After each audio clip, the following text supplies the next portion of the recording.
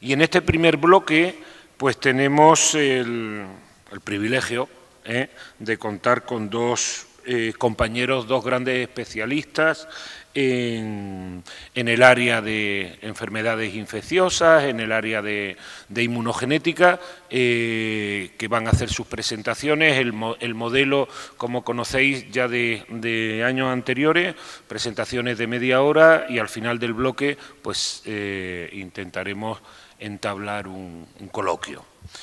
La primera charla viene a cargo del profesor Pedro Rubio, que todos lo conocéis de hace muchísimos años, catedrático de enfermedades infecciosas de la Facultad de Veterinaria de León, muy vinculado al sector porcino de siempre y un referente que cuando en alguna ocasión nos hemos encontrado con problemas en nuestras granjas, pues hemos recurrido a él y siempre ha estado dispuesto.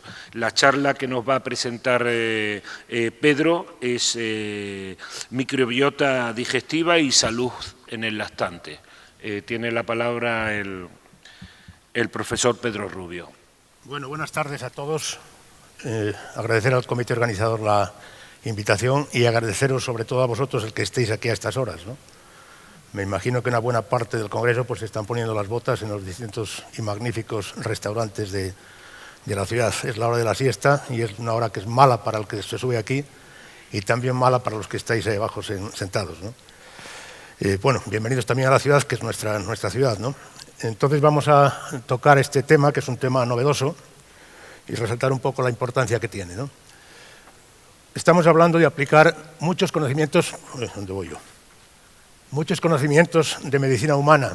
Hay cosas hechas en cerdos, pero todavía muy pocas. A mí me extrañó que este año en el Congreso de la IPVS pues, se hablara muy poco de microbiota, con la importancia que tiene el tema, ¿no? Al final va dirigido a mejor salud, a menor uso de antibióticos, incluso a producción libre de antibióticos, y esta es una primicia. Hay ya en España una certificación AENOR, que estará vigente. Ya hay animales que están certificados por AENOR como animales libres de antibióticos desde el destete hasta el matadero. Es una granja pequeña de Teruel, de cerdo ibérico, y el responsable de este proyecto pues, ha sido Andrés Donadeu, que es bien conocido por una buena parte de vosotros. Y se está extendiendo un paso adelante. En este caso pues, lideramos un poco, porque esto no existe, hasta donde sabemos, en ningún otro país europeo, pero sí tenemos que seguir trabajando en una producción con menor uso de antibióticos y, si es posible, libre, pues mejor que mejor, ¿no? Entonces, hablando he dividido la charla en unas cuantas partes. Primero, ¿qué es un cerdo? Volveré a explicar lo que es un cerdo, por si acaso alguno no lo sabe. La microbiota digestiva, la importancia, qué le pasa al lechón cuando nace, qué importancia tiene la primera microbiota, las enfermedades digestivas del lechón y, por último, para rematar, con ver qué podemos hacer, por lo menos en este momento, y qué se podrá hacer también, quizá, de cara al futuro. Bien, ¿qué es un cerdo?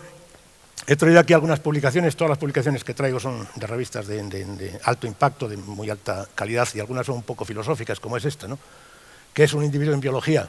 Pues dice que no hemos sido nunca individuos, ni nosotros ni las plantas. Ningún ser superior pluricelular es un individuo, porque todos tienen una microbiota que influye en todo, en su anatomía, en su fisiología, en su genética, en su inmunidad y también en la evolución. Los seres que mejor sobreviven son aquellos que, aparte de su genoma, también tienen una microbiota más adaptada para evolucionar y sobrevivir con ellos.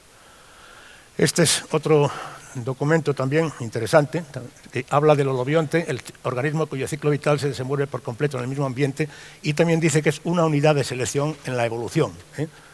Y el hologenoma sería la suma de la información genética que tiene el hospedador más la suma de la información genética que tiene toda esa microbiota que le acompaña.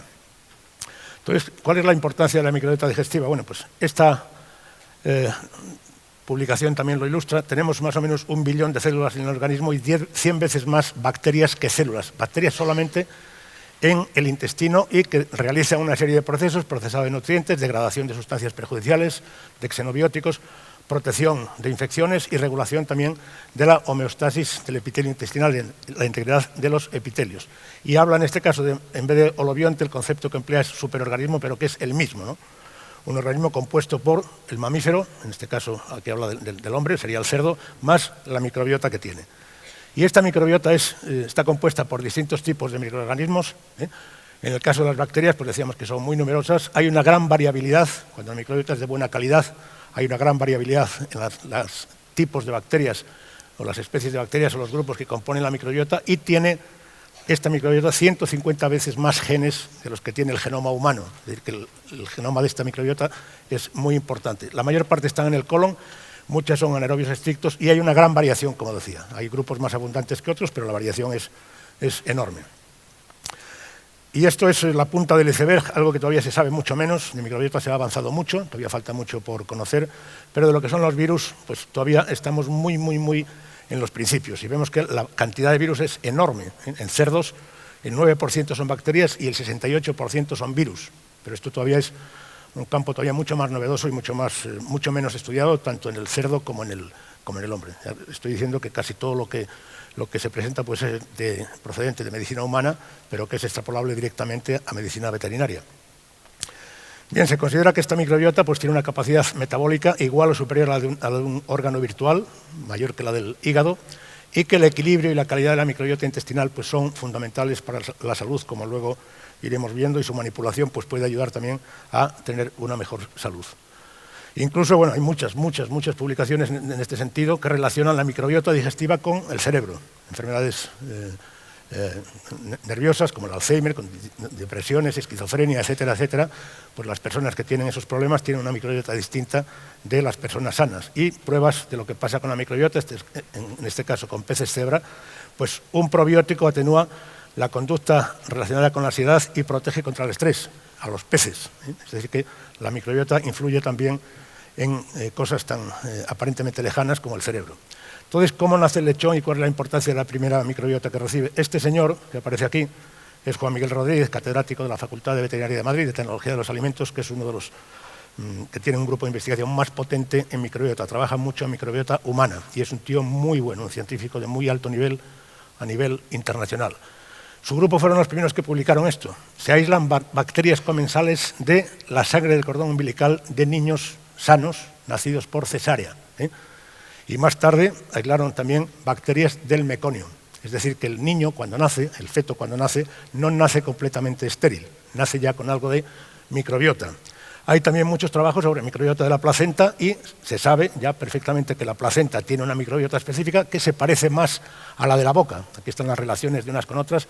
Se parece más a la de la boca y parece que alcanza la placenta por vía hematógena. Y de la placenta, lógicamente, pues llega al feto. Y estos trabajos pues, indican que hay una transferencia clara desde la madre al feto con comunidades microbianas diferentes entre la placenta y el fluido amniótico. Pero ya a los 3-4 días pues la microbiota del recién nacido comienza a parecerse más a la que ya está presente en el calostro. Y por tanto, está claro que la colonización microbiana del intestino empieza antes del nacimiento. Continúa después del nacimiento, pero ya antes del nacimiento ya hay una población microbiana que influye. Esto también hay muchos trabajos al respecto, muchísimos, que indican que los niños nacidos por cesárea pues tienen más posibilidades de sufrir problemas de salud en su vida adulta, no de niños, en su vida adulta, que los niños nacidos por vía vaginal, porque unos y otros reciben una microbiota diferente, ¿no? Sobre todo enfermedades asociadas con el sistema inmune y sobre todo asociadas al sistema inmune de mucosas. Aquí en esta publicación pues, se refleja el riesgo de padecer enfermedades celíacas, gastroenteritis y asma, pues es bastante superior en los niños que han nacido por cesárea que en los niños que han nacido por vía vaginal. ¿Qué pasa con el feto porcino? Pues tampoco nace en un ambiente estéril porque nosotros hemos aislado bacterias del ácido láctico del intestino, del meconio de lechones recién nacidos, recogidos exactamente después del parto, y a partir de aquí pues hemos desarrollado un probiótico del que luego hablaremos algo. Entonces, la importancia de la microbiota del recién nacido es fundamental, se sabe muy bien en humana. El sistema inmune del feto está regulado para que tenga una funcionalidad escasa, que no provoque problemas. Por tanto, el recién nacido pues, es mucho más sensible a las infecciones. Y esta microbiota digestiva que recibe en las primeras edades, en los primeros días, es fundamental también para el desarrollo del sistema inmune y, por tanto, el que el animal, en este caso son publicaciones de humana, pero es igual en el cerdo, ¿no?, se exponga a una microbiota adecuada en las primeras edades es fundamental para que tenga un buen desarrollo del sistema inmune y, por tanto, para que sea más resistente a las enfermedades. Entonces, publicaciones en el mismo sentido, el establecimiento de una microbiota adecuada y su mantenimiento durante la vida reduce el riesgo de enfermedades en el niño y en el adulto. Y esta revisión, que está el primer autor es también Juan Miguel Rodríguez, inicia la importancia de la colonización inicial y la importancia que tiene esta colonización inicial sobre la salud posterior en el hombre.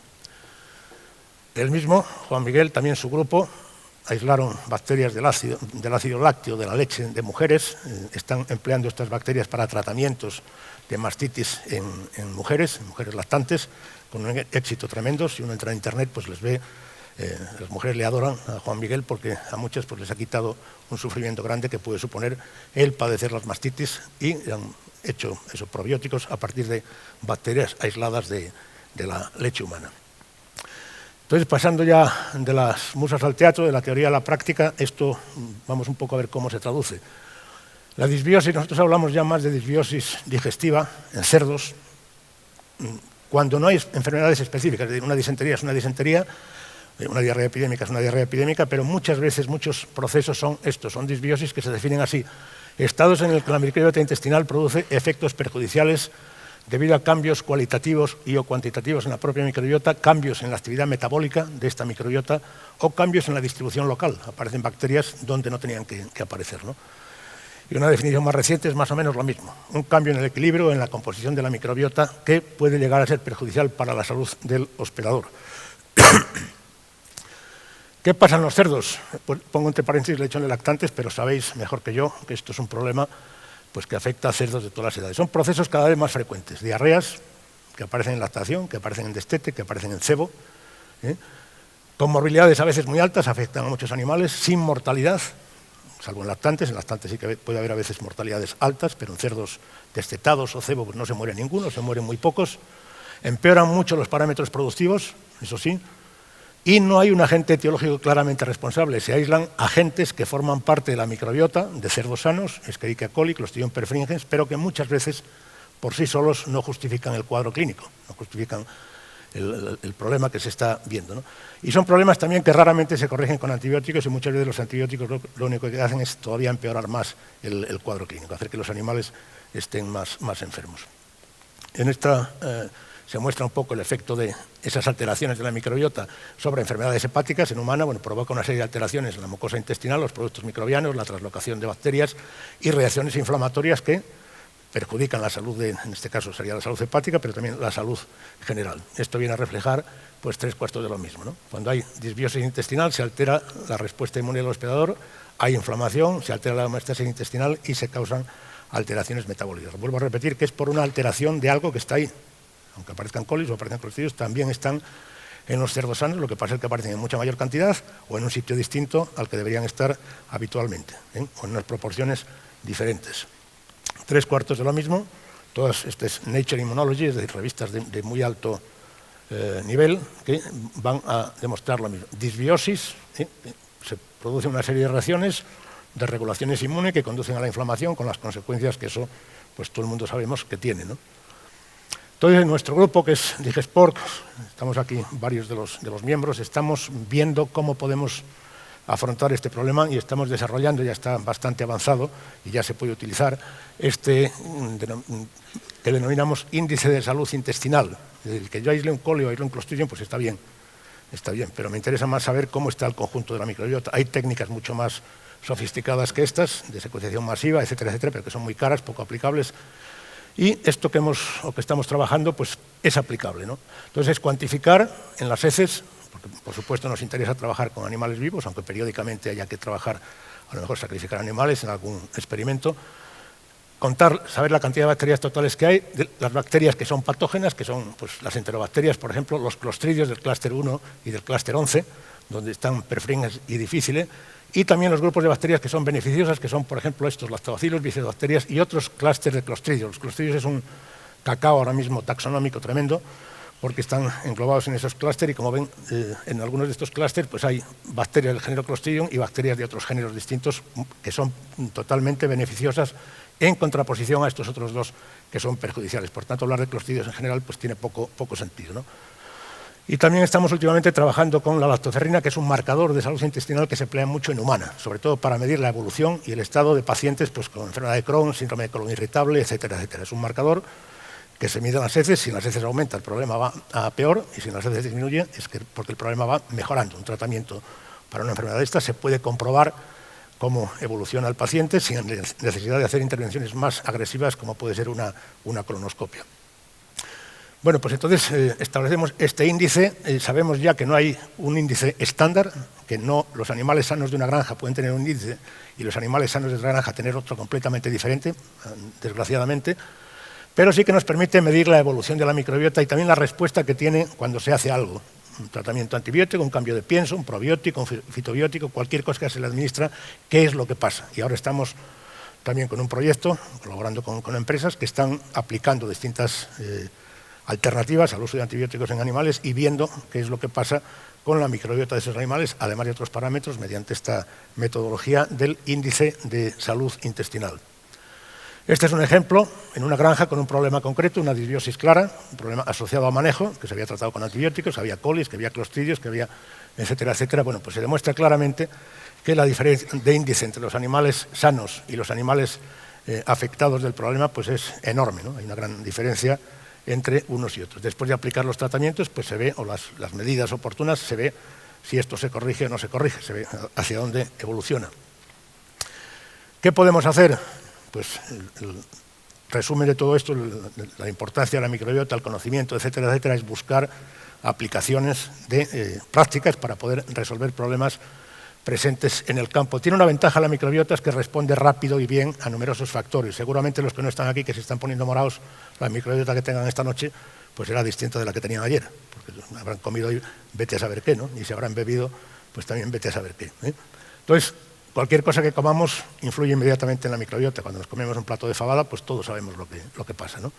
Entonces, podemos intervenir para mejorar la salud del lechón indirectamente en la cerda o intervenir directamente en el lechón. La dieta se sabe, en el caso de la disentería, que es uno de nuestros campos de trabajo también, se sabe perfectamente que está muy relacionada la calidad de la dieta con la gravedad de la disentería. Incluso con algunas dietas es posible prevenir del todo la disentería, son dietas experimentales. Pero la dieta y la disentería, o la dieta y cualquier infección digestiva, pues están íntimamente ligadas, ¿no? Y estos son trabajos muy interesantes que comprueban, estudian la microbiota de pueblos más o menos unas condiciones parecidas a las que teníamos aquí en Europa, pues a lo mejor hace 4.000 años o 10.000 años o 200 años, ¿no? En este trabajo comparan la microbiota de niños de Burkina Faso con niños de Florencia y comprueban que la microbiota de estos niños, que comen muchos más fibra, muchos más vegetales, etcétera, etcétera, es de mucha mejor calidad que la de los niños de países industrializados, en este caso de Italia. Esta siguiente pues compara la microbiota de pigmeos, pigmeos que son cazadores-recolectores, con pueblos que ya son agricultores de la zona, con los bantúes, y con la de los americanos. Y se comprueba, hay una gradación evidente.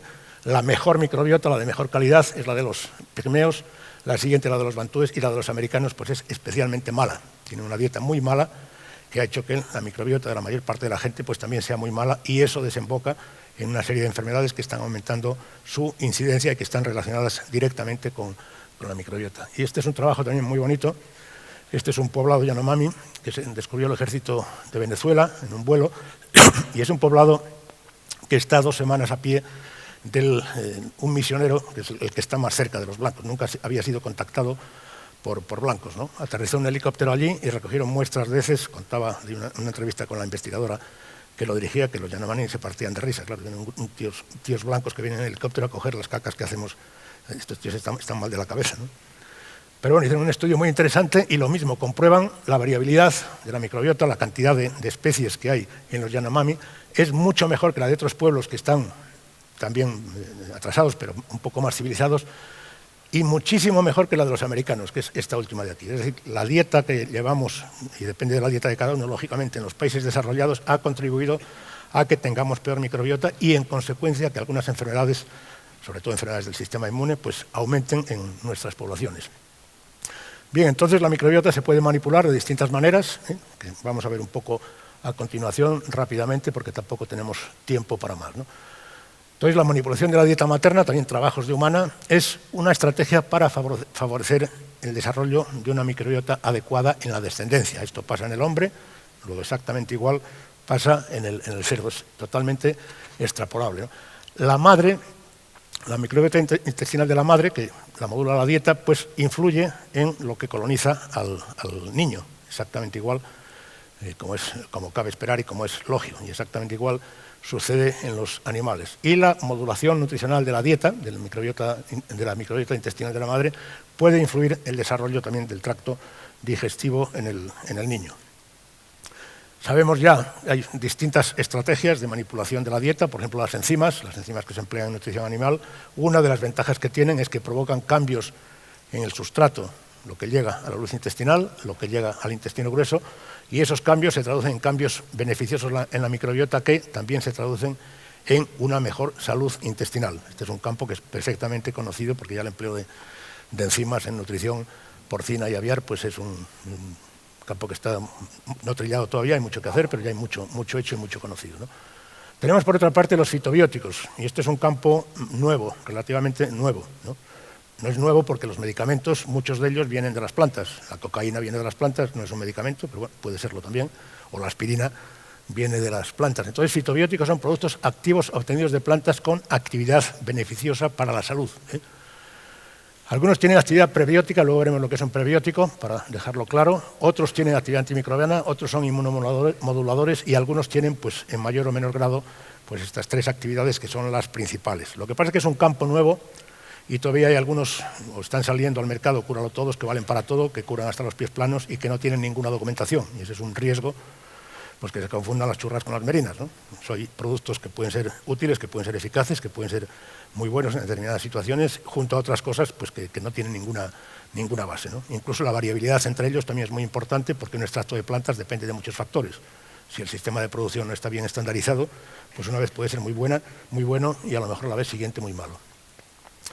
También han trabajado en fitobióticos. Este es otro investigador que trabaja mucho con el tema de microbiota digestiva, también de humana, Miguel Gaimonde, del Instituto de Productos Lácteos de Asturias, también otro tío de muy alto nivel. Tenemos la suerte de colaborar con unos y con otros, ¿no?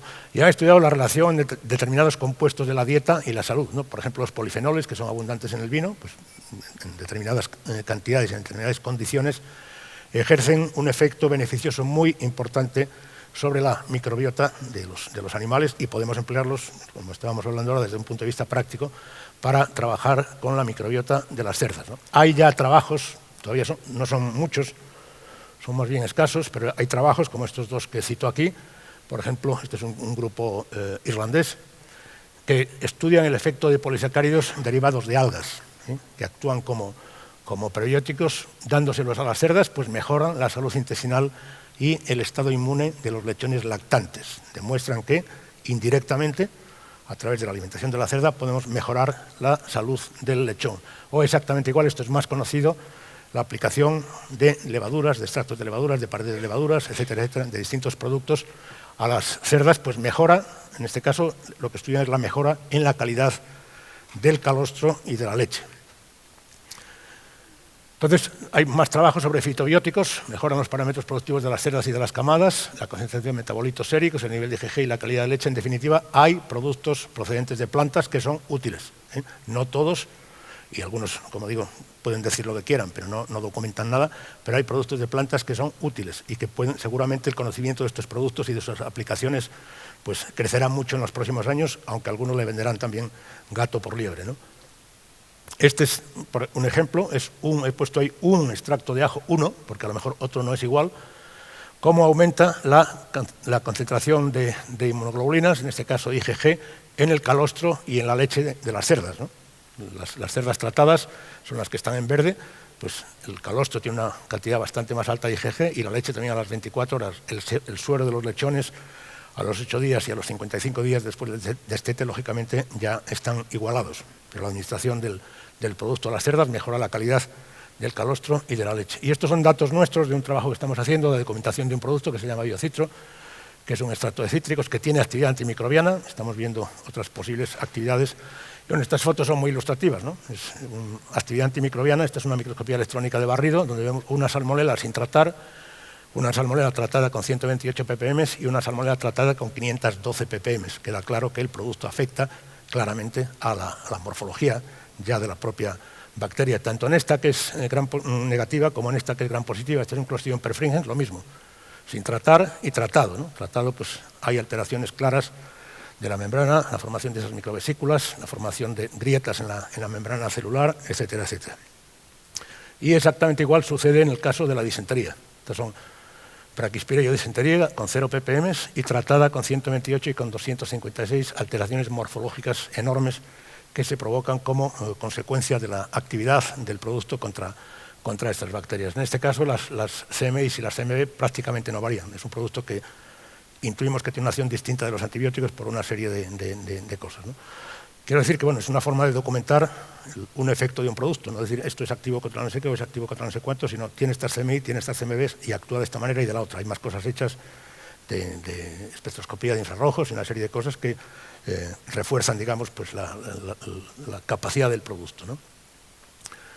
Y pasando ya al tema, este es un tema bueno, que está también muy en candelero, probióticos, prebióticos, simbióticos y posbióticos. Cada uno tiene sus características. Los probióticos son bacterias vivas, bacterias o asociaciones de bacterias, 2 o más bacterias vivas que tienen capacidad de mejorar la salud. Y como son microorganismos vivos, tienen un manejo delicado.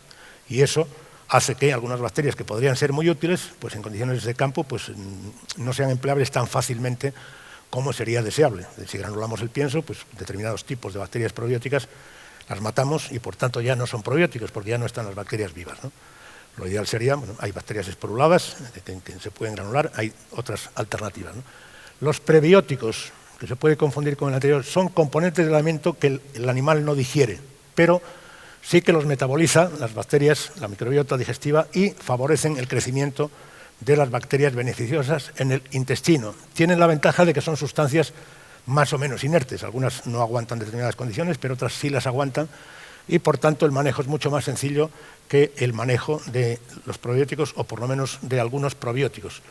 Los simbióticos es una suma de los dos, la asociación de un probiótico con un prebiótico, y son microorganismos vivos que también tienen un manejo delicado, porque también se pueden inactivar y en ese caso pierden la capacidad probiótica. Y los posbióticos es un tema en el que se está trabajando, todavía muy poco hecho, porque sería, desde el punto de vista nuestro, sobre todo veterinario, en humano es mucho más fácil administrar bacterias vivas, tomarse un yogur o tomar un probiótico de la forma que sea, en cápsulas o de la forma que sea, pero en veterinaria pues no es tan sencillo, ¿no? Entonces, si fuéramos capaces de estas bacterias vivas de separar aquella parte de la bacteria, si es que fuera una sola, que tuviera la actividad probiótica, con eso se podría preparar un posbiótico, que sería un componente purificado de las bacterias. Se sabe que algunos tienen esta actividad y que podría ser seguramente más fácil de manejar que los probióticos. Es decir, probióticos, la desventaja principal en nuestro campo es que algunos que pueden ser muy buenos, pues desde el punto de vista práctico y desde el punto de vista del manejo, pues no son tan sencillos de aplicar. Se pueden aplicar, pero también hay las otras alternativas para mejorar la salud de la cerda y en consecuencia pues también la salud de sus lechones.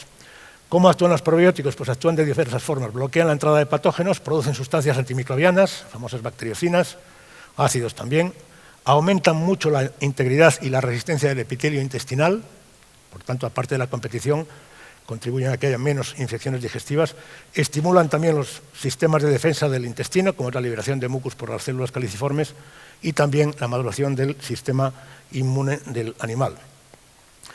Esta es una cuestión también fundamental, ¿eh? La actividad probiótica, se sabe perfectamente en humana, está menos estudiada en veterinaria, es específica de cada cepa. Es decir, un Lactobacillus reuteri puede tener una actividad probiótica completamente distinta de la de otro Lactobacillus reuteri. ¿Cuál es la consecuencia final? Que no hay ningún probiótico que valga para todo. Hay probióticos que siempre son buenos, igual que para nosotros pues tomarnos un yogur siempre viene bien, pero no hay algo que valga para todo, sobre todo si lo que se busca son aplicaciones prácticas muy concretas, ¿no? Tiene que ser el probiótico que sea eficaz para esa indicación que queremos utilizarlo, hay que buscarlo. Entonces, 5 minutos. Gracias, Antonio, yo creo que vamos bien. No todos los probióticos son apropiados para todos los males, ¿no? Y dependiendo de la cepa, los probióticos tienen diferentes mecanismos de acción para dar efecto beneficioso. Bien, probióticos en cerdas, pues hay pruebas, hay estudios hechos con diferentes tipos de probióticos. Falta todavía un probiótico específico para cerdas. Buscar un probiótico que sea específico para las cerdas y que mejore, me estoy refiriendo a específico, sobre todo que mejore la calidad del calostro, de la leche y de la microbiota que tiene la cerda en la fase final de la gestación. Bueno, sí que hay demostraciones que el efecto de un probiótico en las madres pues cambia la microbiota de los recién nacidos, incluso en familias o en grupos de bacterias que no están contenidas en el probiótico, ¿no?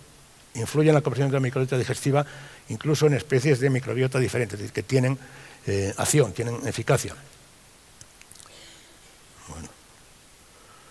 Esta es una revisión también reciente, que lo que dice es que el uso estratégico de preprobióticos pues puede dar muchos beneficios, pero que todavía faltan bastantes estudios que complementen o que aclaren más el mecanismo de acción y la actividad clara de cada uno de estos productos. Pero ya hay, como hemos venido viendo, pues cosas en la práctica disponibles para actuar sobre las cerdas y también sobre los lechones, que son la fase siguiente. Bueno, esta es una diapositiva que siempre muestro algo similar cuando doy una charla de este tipo. Es un tratamiento extraño de una infección grave, muy grave, que mata a muchos miles de personas en el mundo, personas sometidas a tratamientos antibióticos muy largos, muy fuertes, les machaca por completo la microbiota y favorece que prolifere Clostridium difficile y mata a esas personas, ancianos, gente en hospitales, etc. Bueno, pues el mejor tratamiento que se ha encontrado es el trasplante de heces.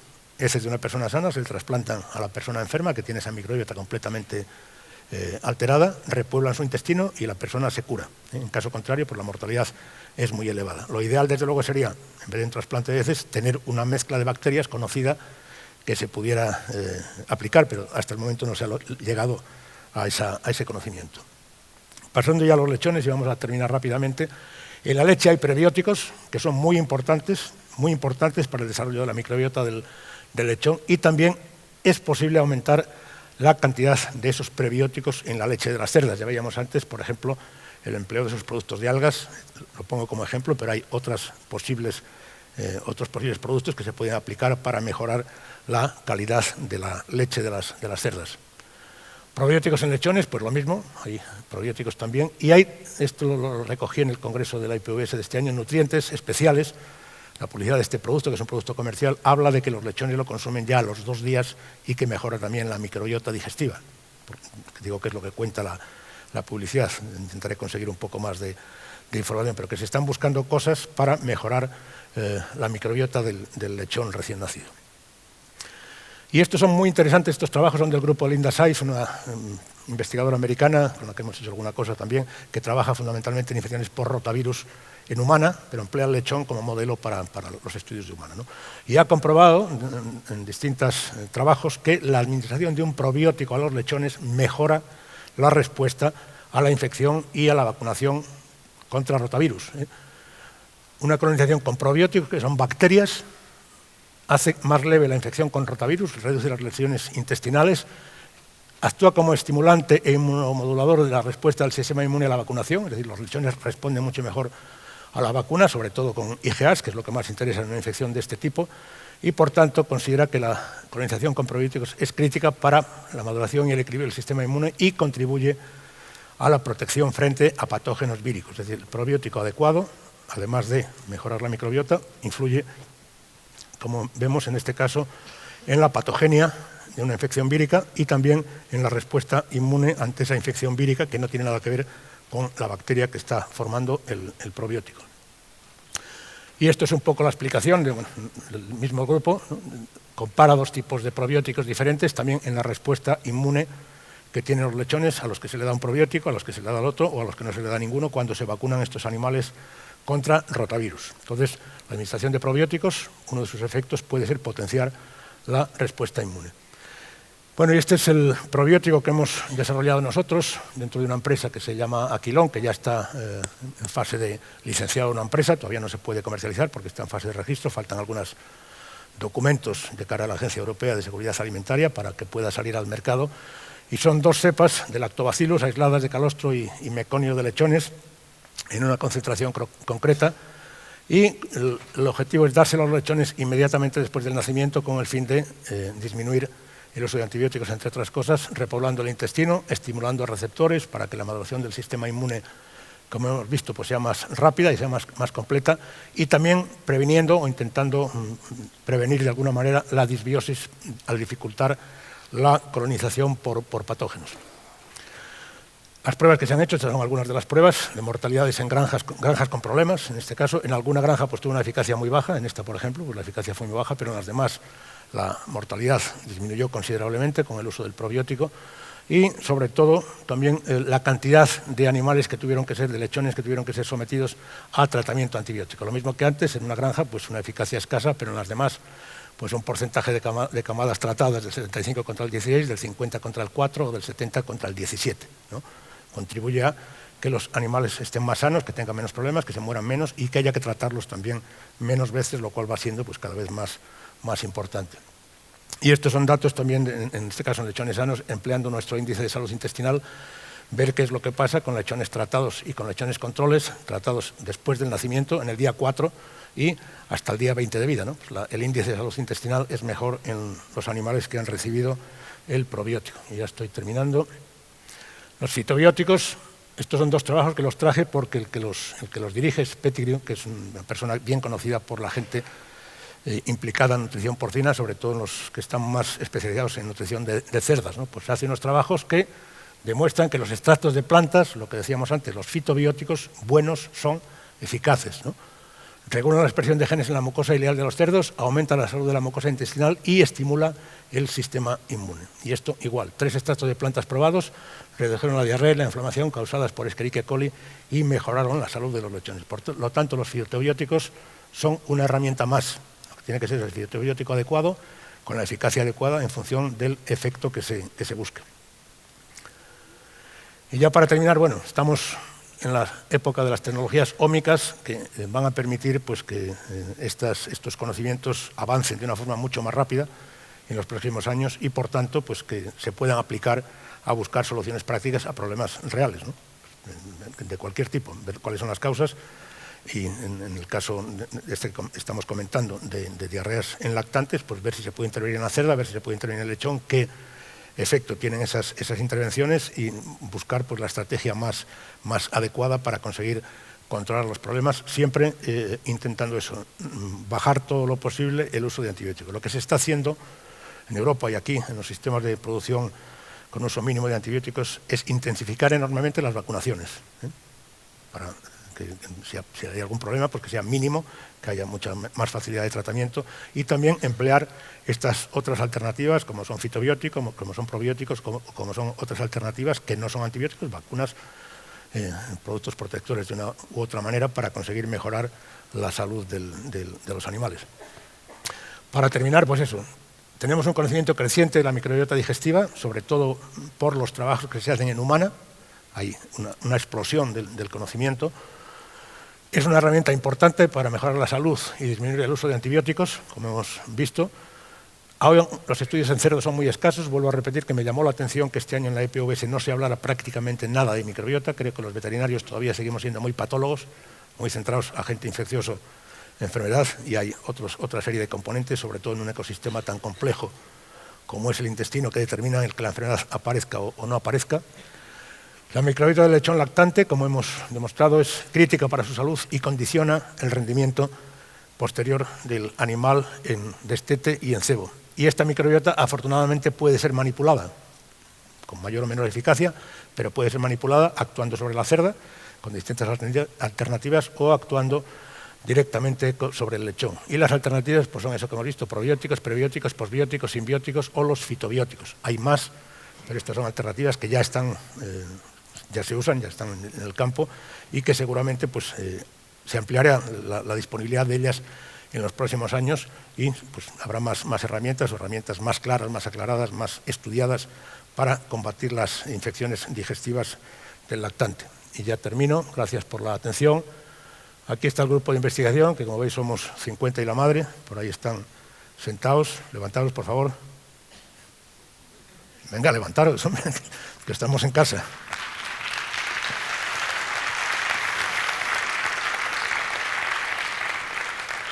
Que somos pocos y ellos son los que tienen que roer los huesos más duros en todo este tinglado. Bueno, gracias de nuevo.